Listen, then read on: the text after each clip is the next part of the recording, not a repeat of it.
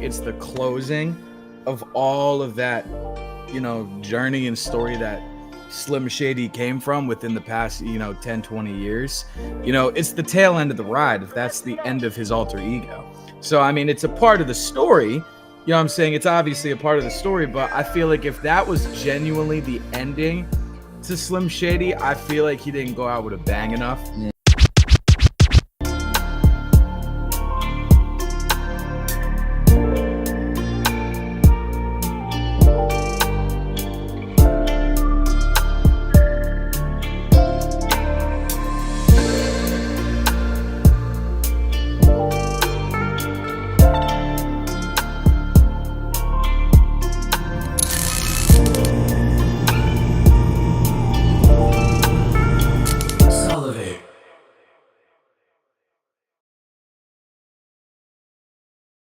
Yeah. What up, world? Woo! This is SouLivate. We are your hosts. My name is NazareN, and this is the impeccable, the incredible. What's Spencer your name? Fucking Reese, baby. Spencer Reese, and we're gonna have some amazing drops now. Cause guess what, man? Last night, Spence, you know what I'm saying, being the man that he at 5 o'clock in the morning, man, he was sending me drops, man. So we're about to have some cool drops. I was up till 4 a.m, just like literally making like tags just for this whole John. So like I was tired. My brain was upside down, but I still did it. So we here. Yo, y'all heard that, man? The man was up at 5 a.m. and he still did it for y'all, man. Yeah. Listen, how you been, sir? How was your week so far, man? Dude, it was pretty good. I mean, just kicking the same vibes, just doing sessions, working with artists and stuff. We a lot of new stuff with my band too has been going on. We got our first show coming up on August 13th. If anybody out there wants to hit Philly on August 13th at the Fire, please pop out to that. There's gonna be a lot of cool other bands coming out. August 13th, man. I'm coming, bro. What the F, man? If you come though, you can't be in the mosh pit. You gotta be in the back. You're gonna be scared of that shit. They gonna be mosh pitting, man. Holy shit. It's not like, it's mosh pits. It's all perspective, right? You go to like a rap show and you get in a mosh pit. Half the time, people just push each other and like elbow. It's like soft, right? Yeah, and then when you go to metal shows, it's literally kids doing full blown karate on each other.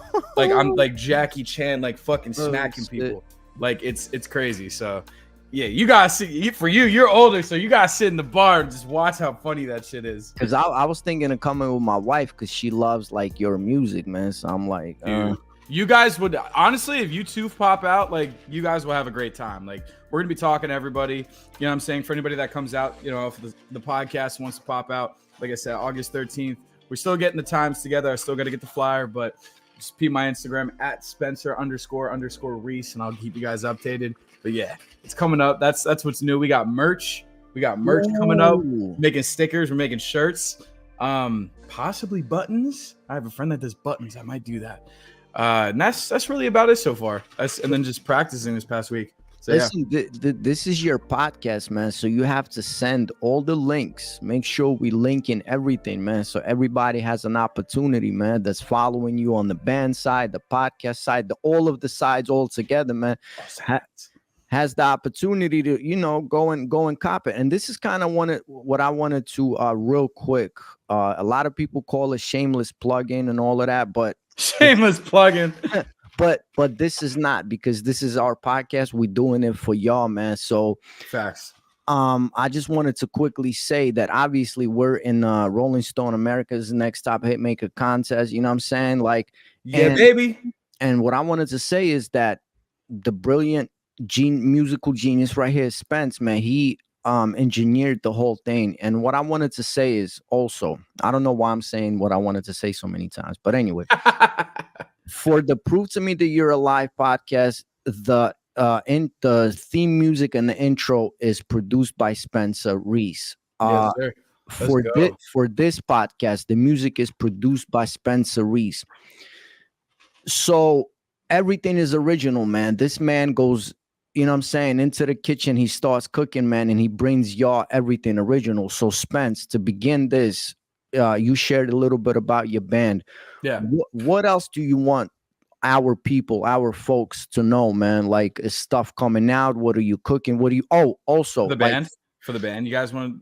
No. everything, because even like, let's say for a rapper like me, right, I love your instrumentals, man. Are we able to go and cop some instrumentals, like break everything down that like we can go and see and maybe cop and hit you up on? Definitely. Well, as far as on the music side, I mean, we do have our single for my band coming up on August 13th, day of our first gig. We're dropping a single called Bite Marks. That's going to be out on all platforms. It's going to be out everywhere. We're probably going to make merch for that too, or at least do some videos and content for that. So be on the lookout for that. Musically right now, as far as like stuff, I mean, obviously me and Nas, we're working on, the album right now. So that's going to be coming out very soon this year for the summer. What else am I working on? I'm working on a couple of different singles with this girl, Jen. She's from my area and she's a singer. She's like the same age as me. Went to school together and she got a really fire voice. She's really fire. Trying to get her gigs and stuff. So I'm going to be working with her, doing singles for her this summer. And as far as copping instrumentals, I used to sell my beats on BeatStars. That was like the first comings of my beat store. But I like to like have a connection with the people that I sell my beats to. I just like to have real genuine friendships. So if anybody wants to get beats from me, feel free to go to my gram, you know what I'm saying, like that, or like add my Snapchat and we can talk about it type shit. I give my beats out for relatively normal prices, but yeah. Listen, man, the funniest shit, man. The first time I'm in this man's studio, shout out to a Big Oak Basement, man. A legendary Big Oak Basement. I'm in his studio, so I'm like, this dude does everything. He plays all the instruments. He can sing a demon voice. He can sing an angel voice. Like, you know what I'm saying? So I'm like, bro, you got instrumentals. So he starts showing me instrumentals. I'm like, yo, it's fire. I'm really effing with it, man. Yeah. And I'm like, yo, how much are these? He's like, man, throw me like $10. I'm like, what? I just in order for me to track out a beat, man, like in any other producer, man, it's 500 and up, bro. That's like, for exclusives and like this full blown. Yeah, but still, man, even when you leasing, you know what I'm saying, you're not gonna get a decent beat for less than $100. He's like, I'm like, bro, you bugging. So anyway, hit this man up on it. But the reason I'm sharing this story is I want y'all to see how much like we love this thing, how much he loves this thing, how much we care about this. You know what I'm saying? From the musical, from the artistic, from the human being perspective. Like we live this shit, bro. Yeah, real shit. Yeah, we both do. You know what I'm saying? This is not like a hobby. This is not like something. Just so y'all know, this my man right here, man, his bed and his recording booth is like a couple of feet away, man. You know what I mean? So it's right over there. It's literally right over there, bro. My bed is, you mean?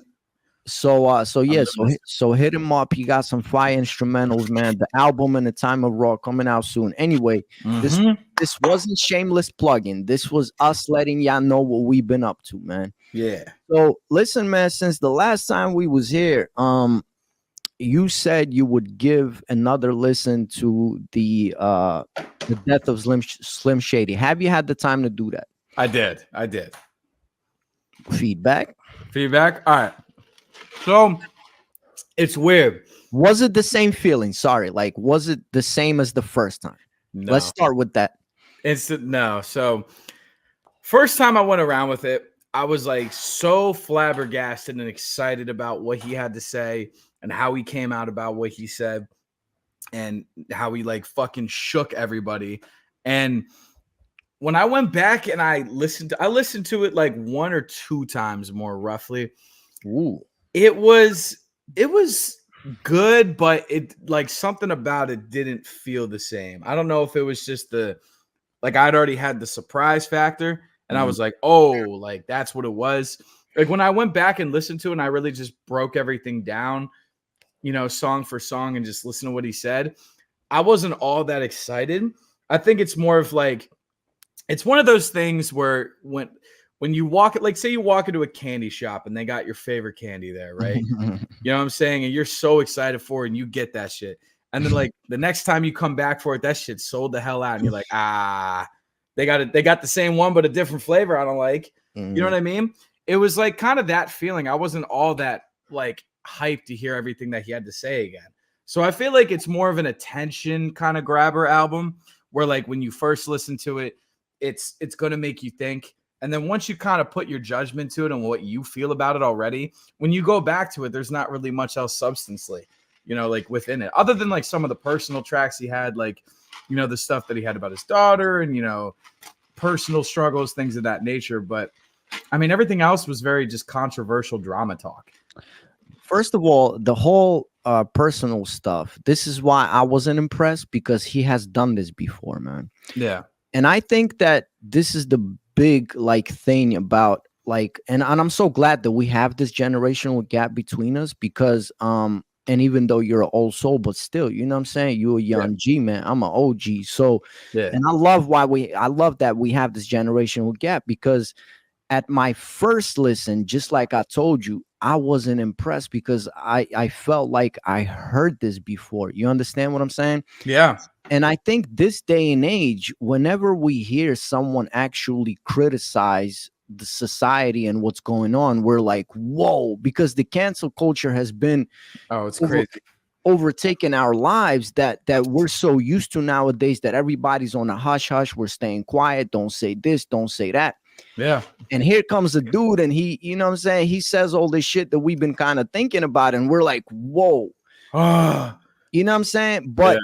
But again, to me, I wasn't crazy, because again, I'm a hip-hop artist, man. This album that I'm making is dedicated to war, something that I've gone through, something that the world is going through, something that Ukraine, where I'm from, is going through. So I'm not like, oh, you know what I'm saying? And I'm a huge Eminem fan. Like, he's definitely in my top 5, because I grew up to this guy.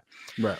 Here's my question, because you are a multi-instrumentalist, you know what I'm saying? You're a musician. You're not just a rapper like my lame ass, man. So I'm a rapper's rapper, but I'm just a rapper, man. You're a real, you're a musician, man. So do you think that this album will like, how should I put this, man? Will it have a good life? Will it be able to live, let's say, like a Pimp a Butterfly, or albums like that, man, or a Slim Shady LP? Like, in 20 years, will we still be able to enjoy this album the way some people enjoyed it now? In my opinion, no. And the reason why is because I feel like it's the closing of all of that, journey and story that Slim Shady came from within the past, 10, 20 years. It's the tail end of the ride, if that's the end of his alter ego. So, I mean, it's a part of the story. You know what I'm saying? It's obviously a part of the story, but I feel like if that was genuinely the ending to Slim Shady, I feel like he didn't go out with a bang enough. You know what I mean? I feel like he could have, he was controversial. You know what I'm saying? He was absolutely controversial. As he should be. Right. He should be controversial, but other than Houdini off of that record, I mean, like, and that was one of their star hits that he had out of that whole leg. I mean, everything else is just like talk. This is SouLivate. It's literally just opinionated talk. Whereas like you go back to like earlier albums that Eminem had when he came in for that Slim Shady persona, I mean, he had real hits on there. You know what I'm saying? Real big bangers. So I think, like, genuinely, it's a part of the journey. I think this album isn't something that you can take away out of his journey, because it's the end of it. Right. But I don't think it's going to hit like To Pimp a Butterfly or like any of these, because most of those albums that come from those big artists were like debuts. They were albums that had a lot of hits on them to begin with. They were worked around, they were marketed correctly, like all of that stuff. But they were they were extremely creative, though. That too. Yeah. Oh, absolutely. You can't 100%. Take that away from a Pimp a Butterfly. To me, Pimp a Butterfly is up there with Illmatic, son. I won't be afraid to say that. Like, one of the greatest albums of all time. Not just a hip hop album, one of the greatest albums of all time. It's for the culture too. Not only for culture, but I mean I know just music in general. It is one of the best albums out there. Pimp a Butterfly is fantastic. Even you start going to like jumping to J. Cole's lanes, like some of J. Cole's albums are timeless, like classics. You know what I'm saying? Like 2014 Forest Hills Drive. Like, I grew up to that shit. That was fantastic. So there's a lot of different records, but yeah, this one doesn't feel like those yet to me. Some artists have dropped records like in this new age of time right now where they've had a record stick like that, yeah, this is the ending of the phase. So I don't think so. For those of y'all that might not know or might have forgotten and think that, wow, you know what I'm saying, Eminem or Slim Shady talked about, like, you know, these social things that are going on. He came in the game like that, man, because he came in swinging at pop culture, man. When he came in, he was coming at everybody: Christina Aguilera, Backstreet Boys, and Sync, like the whole pop culture. He was basically trying to tell everybody, like, yo, look, get pop out of the way. Hip hop is here. This is real hip hop, and it's coming from a white trailer trash dude, man. Yeah. Straight up. This is what I think, because you know, I boxed for 14 years of my life. So I think I compare like hip hop to boxing. You still here? Yeah. You kind of froze a little bit. I compare hip hop to boxing. You here, right? Yeah. Don't mess with me, man. So I compare hip hop. Yeah, I compare hip hop to boxing as far as to say, if you ever watch Rocky, Mickey, the trainer of Rocky, he tells him, like, look, the biggest problem that you had is that you're not hungry no more. Meaning that skill wise, Eminem is, yo, son, he can kill 99.9% of the dudes, is young dudes that's out there skill wise. Yeah. But as far as content and as far as being personal and as far as really, like, you know, us diving into his life, like, you know, I think that's what's missing to me, man, from a Eminem fan, because he's not hungry. He's really not hungry. He hasn't been hungry for a long time, bro. That's why we can't hear these stories from him. You know what I'm saying? I feel like he's got so much that he keeps under wraps too. Like, he probably got so many other things he could talk about, like, you know, industry wise, music wise, himself personally. But he's like, I feel like we haven't gotten that. Exactly, man. Because I think in a way he was still trying to be that, you know, trailer trash, you know, 1999 Slim Shady. And bro, I'm sorry, but you're not. You've been a multimillionaire for the past 20 plus years. You live in a completely different life, my brother. Right.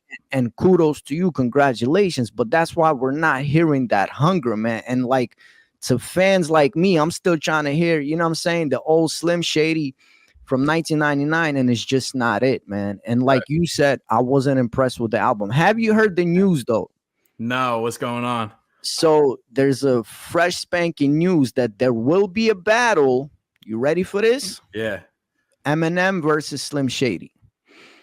What the fuck? You haven't heard about this? Nah, explain a little bit. And it's official, man. Well, really, you know, Eminem comes from battle rap, man. For those of y'all that don't know, go check out some of his like Rap Olympics 1996, 1997. That's how he was, you know, getting his name in the game. But what was it yesterday, man? I find out that there's gonna be a battle, Eminem between Slim Shady. What is that gonna look like? How is that gonna play out? I don't know, but sounds interesting. What do you think? Really interesting. How is that? I mean, sick as like hell. Like, that sounds insane.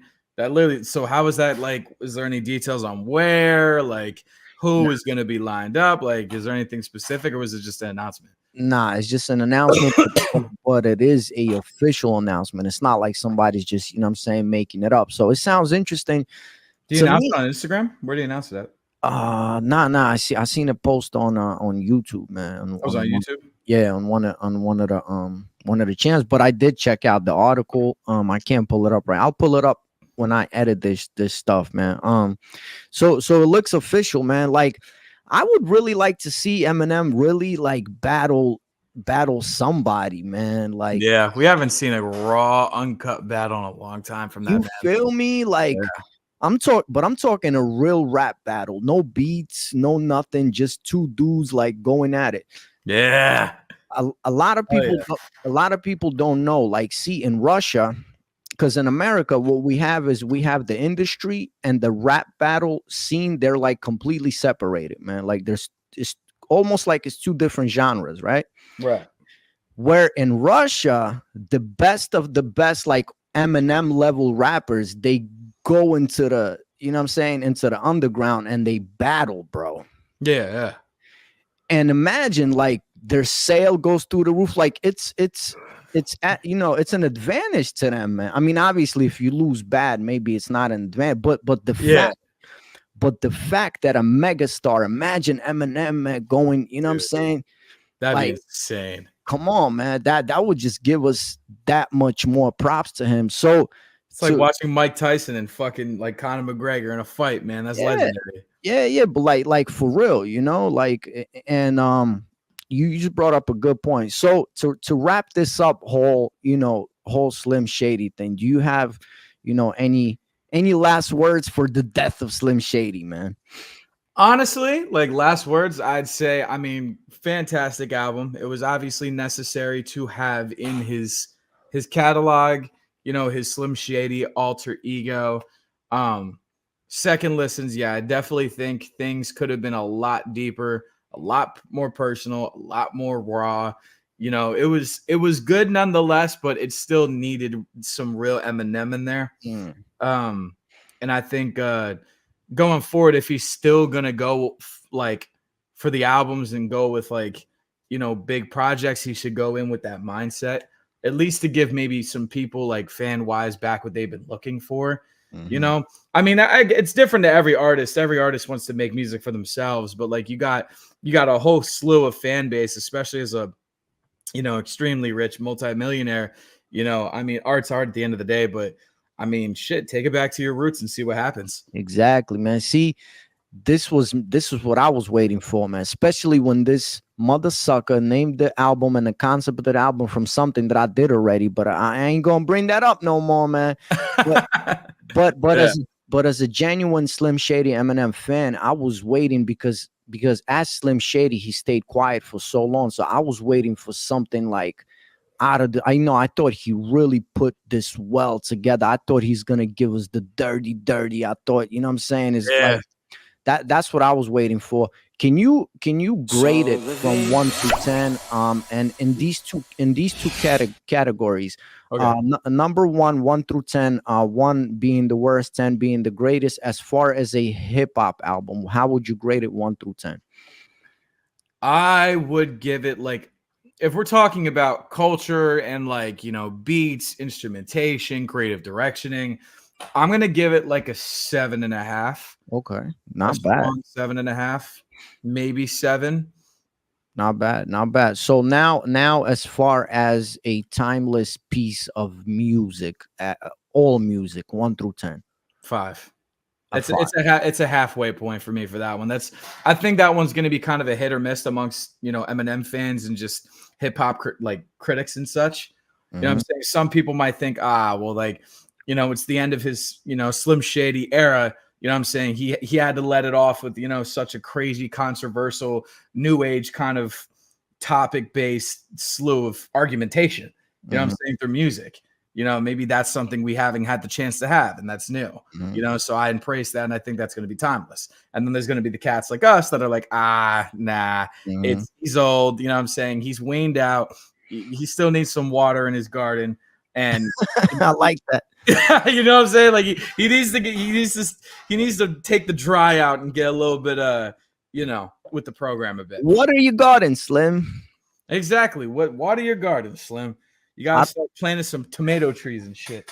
I don't want to drag this out any further, but do you think that we should expect another Eminem album? Should there be another Eminem album? Should there be another Slim? Do you think that he should continue putting out projects?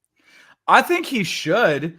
I think as a musician, he's still old enough. He's not dead out of the, because a lot of people say once you hit 30 to 40 in the rap industry, it's like you're done, bro. Like and it's crazy though, because there's been rappers that have even gotten into music or like gotten into the lane of timeless rap music in those ages. Yeah. You look at 2 Chainz, you got Rick Ross, there's a lot of cats in it.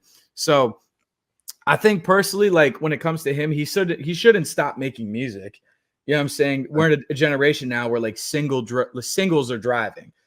Albums, like art's different. This generation views art different to begin with. And I think singles are obviously what's driving most of the people to listening more anyways. So I think he should start taking time to kind of dial back maybe not focus so much on project lengths, like full legs, and Okay. start really dialing in singles that are going to be things he hasn't touched on yet, or maybe that he's going through in his older ages now. You know what I'm saying? Like he went through his phase of Slim Shady. I think he closed that now. Maybe it's time for something new. You know what I'm saying? Time for the new perspective of Marshall Mathers as an adult. What's that going to be like? You know what I'm saying? Like shit like that. Wow, that's a really good idea, man. While you were talking, I remembered Sun Tzu, The Art of War. For those of y'all that haven't read it, go cop it. It's a small book. It's sonnets, like it's it's dope, man. It's timeless, man. It's a timeless book, man. So in Sun Tzu, The Art of War, he says that sometimes for these great leaders, per se, like Eminem, you could call him a leader, in the hip hop music industry, man, for them to take a long ass break in order for people to start missing and demanding him back. This is SouLivate.